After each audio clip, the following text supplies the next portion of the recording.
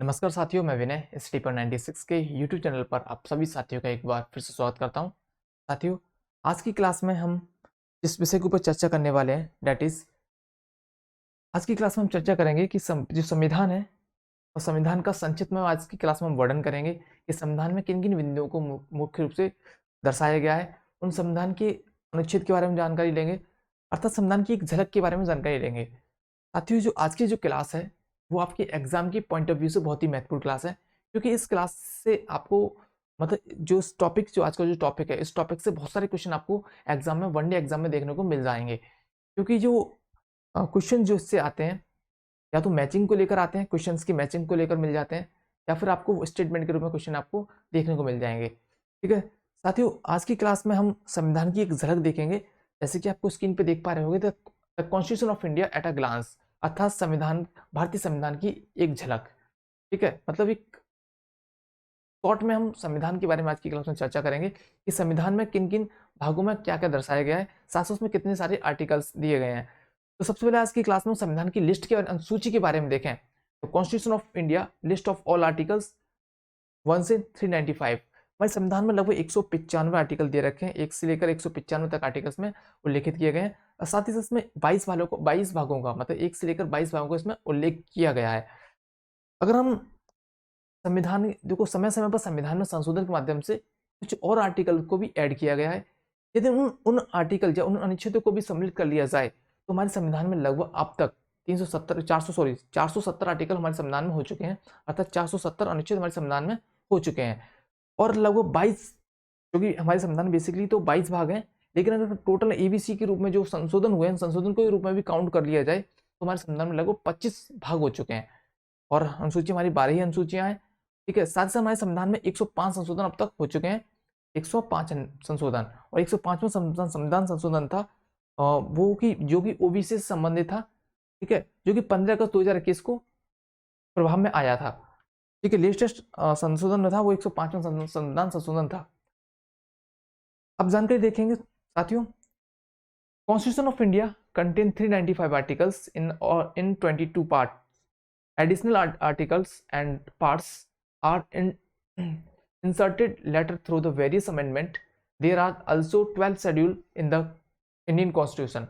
भारत के संविधान में 22 भागों में 395 अनुच्छेद हैं। अतिरिक्त अनुच्छेद और भाग बाद में विभिन्न संविधान संशोधन के माध्यम से डाले गए हैं। भारतीय संविधान में 12 अनुसूचियां भी मौजूद हैं। आगे अगर हम देखें तो अगर इसके कंटेंट की बात करें कि संविधान में किस प्रकार का कंटेंट यहाँ पे हमें देखने को मिलता है, तो संविधान में सबसे पहले आपको संविधान की जब हम संविधान देखते हैं तो संविधान में स्टार्टिंग से मिलता है, पहला पॉइंट के रूप में मिलता है प्रेम्बल, अर्थात भारत के संविधान की प्रस्तावना। प्रस्तावना के ऊपर हम पहले से चर्चा ऑलरेडी कर चुके हैं, तो इसके ऊपर हम आज की क्लास में चर्चा नहीं करेंगे। ठीक है, तो प्रेम्बल सबसे पहले आपको संविधान का जो आंतरिक भाग माना गया है। ठीक है, मैंने आपको इसके जो फैसले बताए, जब न्यायालय के द्वारा जो फाइनल डिसीजन दिया गया कि न्यायालय क्या है, सॉरी जो प्रस्तावना क्या है, तो प्रस्तावना आपको पता है कि न्यायालय में प्रवृत्ति नहीं है, लेकिन ये संविधान का क्या है, आंतरिक भाग माना गया है, इंटरनल पार्ट माना गया है। ठीक है, कौन से केस में माना गया था, तो एक तो आपके दो केसेस से रिलेटेड है, एक केस माना भारतीय केस और दूसरा आपका एलआईसी केस ऑफ 1995 का एक एलआईसी केस है। उस एलआईसी केस में फाइनली ये किया गया था कि जो प्रस्तावना है वो संविधान का कैसा आंतरिक भाग है।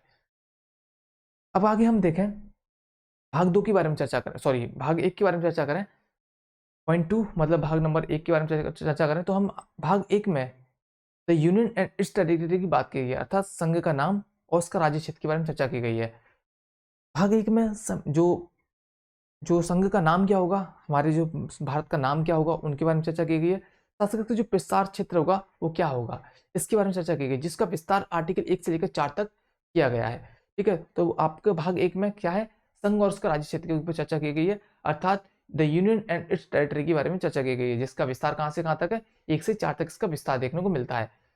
और भाग 2 की बात करें तो भाग 2 में नागरिकता के बारे में बात की गई है कि कौन व्यक्ति नागरिक होगा, इस नागरिकता के बारे में चर्चा की गई है भाग 2 में। जिसका विस्तार के बारे में बात करें, जिसका जो संविधान में उल्लेख है आर्टिकल 5 से लेकर 11 तक। ठीक है, नागरिकता के बारे में उल्लेख किया गया है। ठीक है ना। और भाग 3 की बात करें तो भाग 3 जो है, भाग 3 में फंडामेंटल राइट्स दे रखे हैं, अर्थात मौलिक अधिकार दे रखे हैं। और मौलिक अधिकार भी आपको उल्लेख किया गया है 12 से 35 तक किया गया है, जिसमें आपको 6 प्रकार के मौलिक अधिकार आपको दे रखे हैं। ठीक है, यहाँ पे 6 प्रकार के मौलिक अधिकारों की बात की रखी है। हालांकि इसमें से एक संपत्ति का अधिकार वो आपको संवैधानिक अधिकार, आपको उसको हम क्या कहते हैं, कानूनी अधिकार बना दिए गए। इस प्रकार से फिलहाल में आपके 5 मौलिक अधिकार आपके पास दे रखे हुए हैं। आगे हम बात करें पांच में आपको टॉपिक देख पाए तो उसमें आपको फोर्थ, आपको भाग 4 है। इस भाग 4 में आपके राज्य के नीति निर्देशक तत्व आपको दे रखे हैं। नीति निर्देशक तत्व मतलब directive principle of state policy, DPSP का उल्लेख यहाँ पे कर रखा है। इसका जो विस्तार है आर्टिकल 36 से 51 तक आपको दे रखा है यहाँ पे। ठीक है, जो डीपीएसपी है वो राज्य के लिए है। राज्य को किस प्रकार से कल्याणकारी बनाया जाए तो इसके ऊपर इशारा करते हैं कौन, डीपीएसपी। अगर हम देखें भाग 4 का में, मतलब फोर्थ ए में या भाग 4 का में मूल कर्तव्य का उल्लेख किया गया है, अर्थात फंडामेंटल ड्यूटीज के बारे में चर्चा की रखी है। तो फंडामेंटल ड्यूटीज बेसिकली है क्या, तो फंडामेंटल ड्यूटीज जो है मौलिक कर्तव्य और आपके जो राज्य की नीति, जो सॉरी मौलिक कर्तव्य नहीं, मौलिक अधिकार और राज्य की नीति निर्देशक तत्व के बीच में क्या है, एक बैलेंस बनाने के लिए मौलिक कर्तव्यों का निर्वहन किया गया है। ठीक है, जो कि 42वें संविधान संशोधन के माध्यम से जोड़ा गया है इनको। ठीक है, आगे हम बात करें भाग 5 की बात करें तो भाग 5 में द यूनियन अर्थात संघ का उल्लेख किया गया है, जिसका विस्तार भारतीय संविधान में अनुच्छेद 52 से लेकर अनुच्छेद 151 तक इसका विस्तार किया गया है। इसमें काफी इसको जो भाग 5 है, इस भाग 5 को हमने कई चैप्टर्स को डिवाइड किया है। इसमें पहला चैप्टर आपको देखने को मिलेगा एग्जीक्यूटिव अर्थात कार्यपालिका। कार्यपालिका का जो विस्तार है आपको देखने को मिलेगा 52 से लेकर 78 तक कार्यपालिका का उल्लेख किया गया है। ठीक है, जो आपका एग्जीक्यूटिव कार्यपालिका के अंदर कौन कौन आता है, कार्यपालिका के जो उल्लेख है वो आपको 52 से लेकर 78 तक जो कार्यपालिका का यहाँ पे उल्लेख किया गया है। अगर चैप्टर 2 की बात करें, मतलब आपके भाग 5 में जो चैप्टर 2 दे रखा है उसमें पार्लियामेंट का उल्लेख किया गया है, अर्थात संसद का उल्लेख किया गया है, जिसका जो विस्तार है आर्टिकल 79 मतलब 79 से लेकर 122 तक किया गया है, मतलब 122 आर्टिकल 122 तक इसका विस्तार किया गया है। 79 से लेकर 122 तक संसद का उल्लेख किया गया है। इसके चैप्टर 3 की बात करें तो चैप्टर 3 में लेजिस्लेटिव पावर ऑफ प्रेसिडेंट अर्थात जो राष्ट्रपति की विधायी शक्तियों के बारे में चर्चा की गई है, जिसका उल्लेख भारतीय संविधान के आर्टिकल 123 में किया गया है। और बात करें इसके जो चैप्टर नंबर 4 की बात करें, इसके जो भाग 5 का चैप्टर नंबर 4 है, उस चैप्टर नंबर 4 में द यूनियन जुडिशरी अर्थात सुप्रीम कोर्ट की बात कर रखी है। ठीक है, संघीय न्यायपालिका के बारे में यहाँ पर उल्लेख किया रखा है, जिसका जो विस्तार है भारतीय संविधान में आर्टिकल 124 से लेकर 147 तक इसका विस्तार हमारे संविधान में दे रखा है। अगर इसके हम मतलब भाग 5 के चैप्टर नंबर 5 की बात करें तो चैप्टर नंबर 5 में आपको कैग के बारे में जानकारी देखने को मिलती है, अर्थात comptroller and auditor general of India के बारे में जानकारी मिलती है, अर्थात भारत के नियंत्रक एवं महालेखा परीक्षक के बारे में जानकारी मिलती है, जिसका विस्तार हमें आर्टिकल 148 से लेकर 151 तक मिलता है। ठीक है ना साथियों। अगर हम आगे के भागों की बात करें, अगला भाग जो आपका आता है वो आता है भाग 6। ठीक है, पार्ट 6 की बात करें तो पार्ट 6 में आपको उल्लेख किया गया स्टेट का। देखो भाग 5 में किसका था, भाग 5 में किसका उल्लेख था, संघ का। संघ के बाद कौन आएगा, राज्य। ठीक है, देखो सबसे पहले आपको स्टार्टिंग में मैंने आपको ये सारी चीजें एक दूसरे रिलेटिव तरीके से पढ़ोगे तो आपको काफी लंबे समय तक याद रहेंगे। हालांकि बस ऊपर के 3 तक आप 4 तक याद करो, 4 के बाद 5 में आपका संघ आता है, संघ के बाद आपका कौन, राज्य आएगा। ठीक है, तो आपका भाग 6 में क्या, राज्य का उल्लेख किया गया है। तो राज्यों में भी कई चैप्टर को डिवाइड किया गया है। इसका बेसिकली राज्य के बारे में मतलब राज्य का जो विस्तार किया गया 152 से लेकर 237 तक राज्य के बारे में उल्लेख संविधान में किया गया है। इसमें भी काफी चैप्टर दे रखे हैं, जैसे चैप्टर नंबर 1 में आपको जनरल है, सामान्य इसमें कुछ बात की रखी, सामान्य तरीके की बातें कर रखी हैं। तो चैप्टर नंबर 2 में बात कर रखी है एग्जीक्यूटिव जैसे कि कार्यकारिणी की बात कर रही है, कार्यपालिका की बात कर रखी है चैप्टर नंबर 2 में। चैप्टर नंबर 3 की बात करो, चैप्टर नंबर 3 में कई बात कर रखी है, तो स्टेट लेजिस्लेचर की बात कर रखी है। अच्छा, जो राज्य विधानमंडल होता है, राज्य विधानमंडल के बारे में चर्चा की गई है। अब चैप्टर नंबर 4 की बात करें तो चैप्टर नंबर 4 में लेजिस्लेटिव पावर ऑफ गवर्नर अर्थात गवर्नर की विधायी शक्तियों के बारे में देखने की जानकारी मिलती है चैप्टर नंबर 4 से। ठीक है, और चैप्टर नंबर 5 की बात करें तो चैप्टर नंबर 5 जो आपके हाई कोर्ट्स इन स्टेट के बारे में जानकारी मिलती है, मतलब राज्यों के जो उच्च न्यायालय होते हैं उनके बारे में चर्चा आपको यहाँ पे देखने को मिल जाती है चैप्टर नंबर 5 में। ठीक है, और चैप्टर नंबर 6 की बात करें तो सबऑर्डिनेट कोर्ट्स मतलब जो अधीनस्थ न्यायालय होते हैं, उन अधीनस्थ न्यायालय के बारे में चर्चा आपको चैप्टर नंबर 6 में आपको देखने को मिल जाती है। ठीक है, अगला बात करें भाग 7 की बात करें तो भाग 7 में जो उल्लेख किया गया वो है भाग खाक के राज्य। साथियों आपको बता दूं जब हमारा संविधान लागू हुआ 1950 में, तो हमारे यहाँ पे राज्यों को बांटा गया, तो 4 कैटेगरी में राज्यों को बांटा गया था। भाग का के राज्य, भाग खा के राज्य, भाग गा के राज्य और भाग गा के राज्य। ठीक है, का ख ग ग। ठीक है, इन 4 कैटेगरी में राज्यों को बांटा गया था। ठीक है, तो या फिर हम कह सकते हैं ABCD डी में 4 प्रकार की कैटेगरी में राज्य बांटा गए थे। जो एक मतलब का कैटेगरी के राज्य थे, अर्थात एक कैटेगरी के जो राज्य थे, उन एक कैटेगरी में उन राज्यों को रखा गया था जो ब्रिटिश के अधीन थे, ब्रिटिश राज्यों के अधीन हुआ करते थे। ठीक है, ब्रिटिश राज्य के जो अधीन राज्य थे उनका उल्लेख आपको भाग के मतलब जो ए में रखा गया था, अर्थात भाग का में रखा गया था।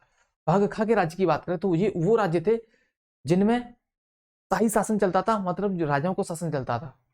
और भाग गा में उन राज्यों को रखा गया था जिनका उल्लेख आपको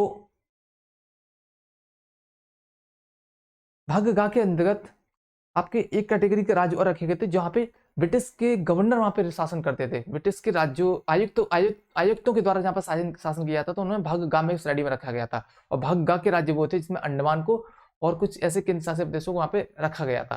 ठीक है, तो इस प्रकार से जो भाग बी के जो कैटेगरी राज्य थे, जो शाही राजाओं के शासन जिन पर था, उनका उल्लेख भारतीय संविधान के भाग 7 में किया गया है।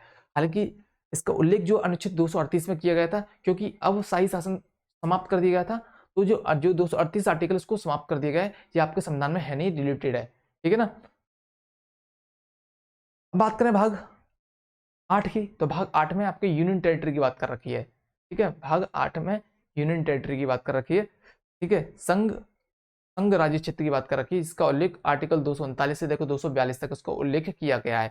ठीक है, भाग 9 की बात करें तो भाग 9 में आपकी पंचायत का उल्लेख किया गया है। ठीक है, पंचायत का उल्लेख किया गया है भाग 9 में, जिसका उल्लेख आपका 243 से लेकर 243 ओ तक इसका उल्लेख हमें संविधान में देखने को मिल जाता है। और हम बात करें भाग 9 ए की, तो भाग 9 ए में म्युनिसिपालिटीज का उल्लेख किया गया है भाग 9 ए में या भाग 9 का में। ठीक है, नगर पालिकाओं का उल्लेख किया गया, जिसका उल्लेख 243 पी से लेकर 243 जेड जी तक किया गया है। देखो आपको मैंने हिंदी और इंग्लिश मतलब जो 243 त हिंदी में से 243 त बोलते हैं, और 243 त से लेकर 243 या 6 तक किया गया है। आपको जैसा सूटेबल है कि उसमें आपको इनको रीड कर सकते हो, पढ़ सकते हो। ठीक है, आप इनको याद कर सकते हो जिस भी लैंग्वेज में आपको सूटेबल लगे। आप पी इसको ऐसा ही पढ़ सकते हो 243 पी से लेकर 243 जेड जी तक। ठीक है, आपको जैसा भी सूटेबल हो उस भाषा में कंफर्ट समझ सकते हो, उसमें आपको याद कर सकते हो। मुझे कंफर्ट होता है कि इंग्लिश में मतलब 243 पी से लेकर 243 जेड जी तक इस तरीके से याद कर सकूँ मैं। ठीक है, आगे देख पाओगे आप इसमें भाग जो 13वां पॉइंट है, इसमें आपको 9 बी के बारे में उल्लेख किया गया है। भाग 9 बी में क्या हुआ, कोऑपरेटिव सोसाइटी की बात कर रखी है, मतलब सहकारी समितियों का उल्लेख किया गया यहाँ पे, जिसका उल्लेख आपको संविधान की 243 जेड एच से लेकर जेड टी तक उसका उल्लेख किया गया, किसका, कोऑपरेटिव सोसाइटीज का।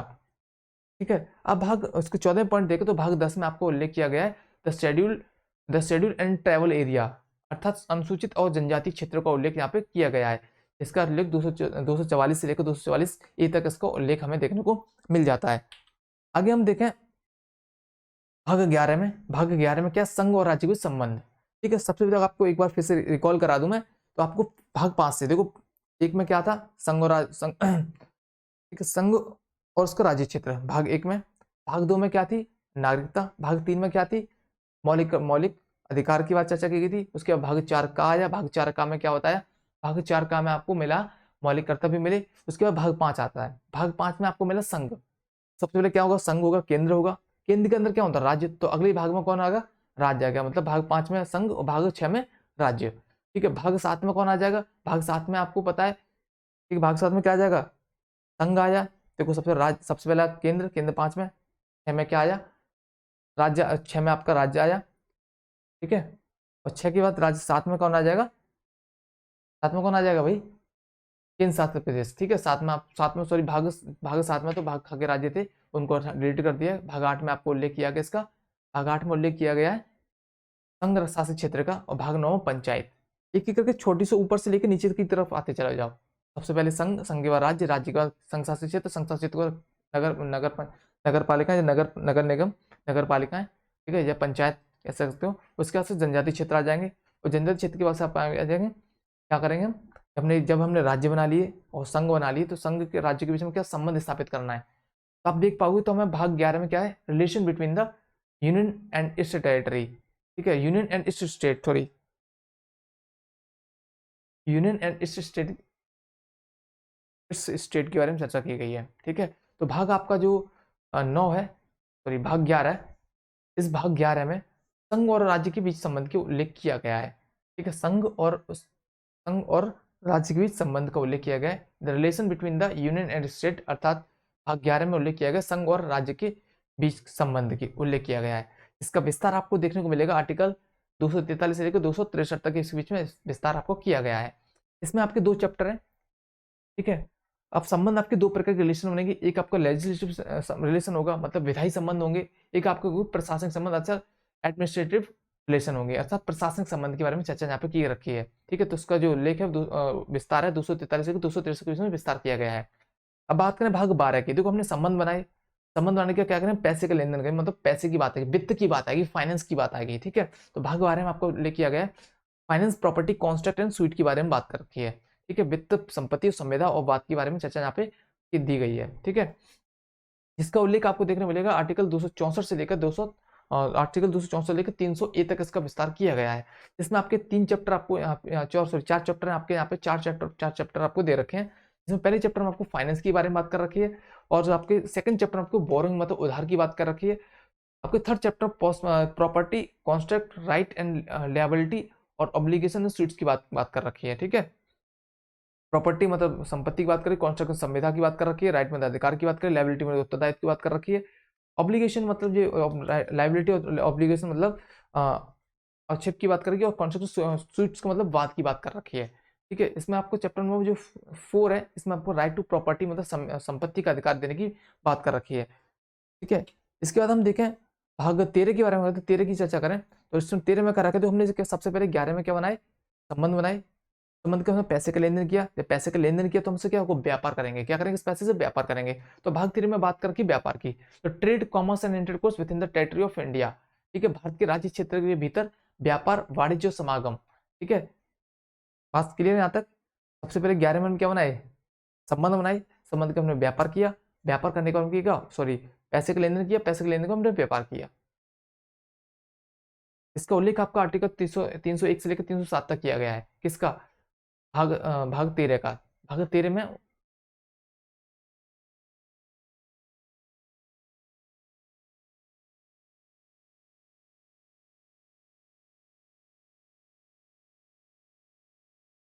इसका उल्लेख किया गया है।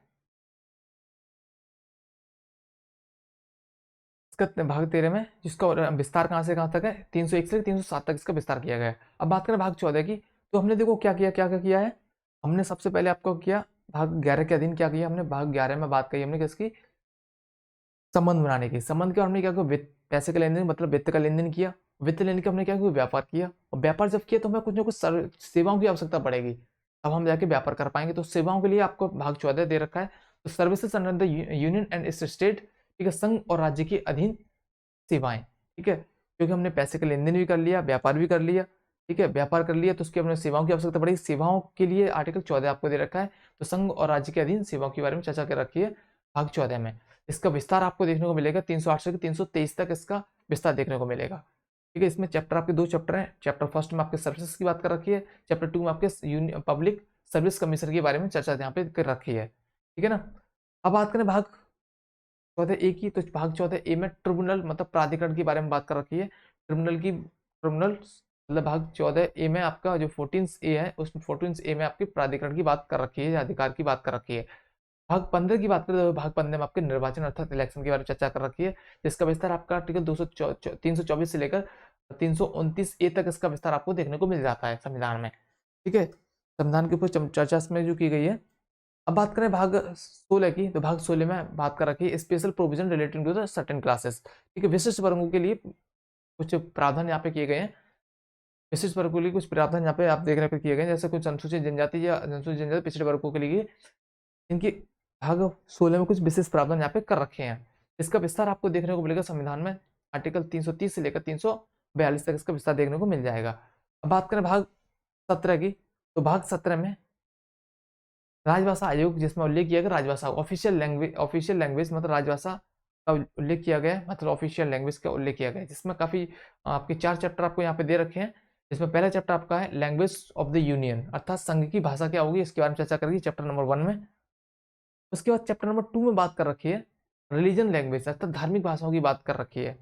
चैप्टर नंबर 3 में आपको देखोगे तो language of the supreme court, supreme court की भाषा क्या होगी, सुप्रीम कोर्ट और हाई कोर्ट दोनों की बात चर्चा कर रखी है कि सुप्रीम कोर्ट की हाई कोर्ट की में प्रयोग करने वाली भाषा कौन सी होगी। चैप्टर नंबर 4 में क्या कि स्पेशल डायरेक्टिव क्या होगा, विशेष नीति निर्देशक क्या होंगे, विशेष निर्देश क्या होंगे, इसके बारे में चर्चा आपको चैप्टर नंबर 4 में कर रखी है। चैप्टर नंबर बात करें चैप्टर नंबर 18 में, 18 में बात करें तो 18 में आपात उत्पन्न अर्थात इमरजेंसी प्रोविजन का प्रावधान यहाँ पे कर रखा है, जिसका उल्लेख आपके भारतीय संविधान में अनुच्छेद 352 से लेकर 360 में इसका उल्लेख किया गया है। अब बात करें भाग 19 की, तो भाग 19 में पार्ट 19 में उल्लेख किया गया मिसलेनियस का मतलब प्रकीट, मतलब उसकी जो आपात कुछ जो भी शेष बचा हुआ जो पार्ट बचा संविधान में, कुछ भी ऐसी बात है जो संविधान में ना जगह ना मिली तो उनके लिए प्रकीट मिसलेनियस में डाल दिए गए थे। ठीक है,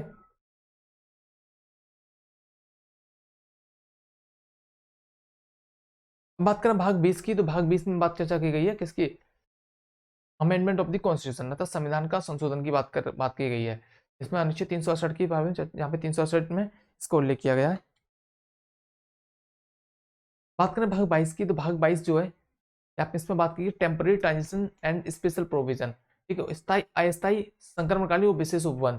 ठीक है, मतलब ये अस्थायी है, मतलब कुछ समय के लिए बनाए गए थे इसमें कुछ प्रोविजन हटा दिए, कुछ प्रोविजन और जोड़ दिए गए इसमें, कुछ अस्थायी प्रोविजन जिसमें आर्टिकल धारा आपकी 370 थी, कुछ महाराष्ट्र के लिए प्रावधान है, कुछ असम के लिए प्रावधान किए, कुछ अलग विशेष राज्यों के लिए कुछ विशेष प्रावधान यहाँ पे किए गए हैं। ठीक है, तो कुछ संक्रमणकाली उस समय की जो परिस्थितियों के लिए किए गए थे, ट्रांजिशन का मतलब है कि उस समय की जो परिस्थितियां कुछ इस प्रकार की थी जिसके कारण इनको कुछ ना कुछ विशेष ओपन इनको दिए गए हैं, जिनका उल्लेख आपको 369 से लेकर 392 तक इसका उल्लेख किया गया है, 369 से 392 में इसका उल्लेख किया गया है। अब बात करें भाग 22 की, तो भाग 22 में आपको उल्लेख किया गया short title commencement authoritative text in Hindi and repeals. ठीक है, इसमें भाग 22 में आपका क्या गया, भाग 22 जिसमें आपका उल्लेख किया गया संक्षिप्त नाम, प्रारंभ हिंदी में प्राकृतिक पाठ और निरसन, मतलब संविधान का प्रारंभ मतलब भारतीय संविधान का संक्षिप्त नाम क्या होगा। ठीक है, इसका प्रारंभ कब किया गया, कब होगा ये प्रारंभ। ठीक है, हिंदी भाषा के पाठ, हिंदी भाषा में इसका प्राधिकार पाठ क्या होगा, इसकी कॉपी कैसे बने, हिंदी टेक्स्ट इन हिंदी मतलब इसको जो प्राधिकार पाठ होगा वो क्या होगा।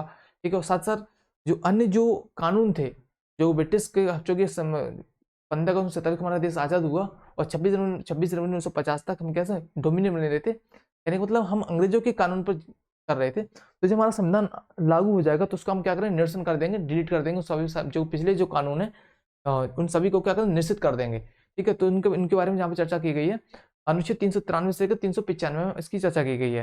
ठीक है साथियों, तो आज की क्लास इसके लिए इतना ही। ठीक है, थैंक यू साथियों, थैंक यू फॉर वॉचिंग। अगर हमारी वीडियो पसंद आई तो प्लीज़ हमारे वीडियो को लाइक और शेयर कीजिए, हमारे चैनल को सब्सक्राइब कर लीजिए। Thank you for watching.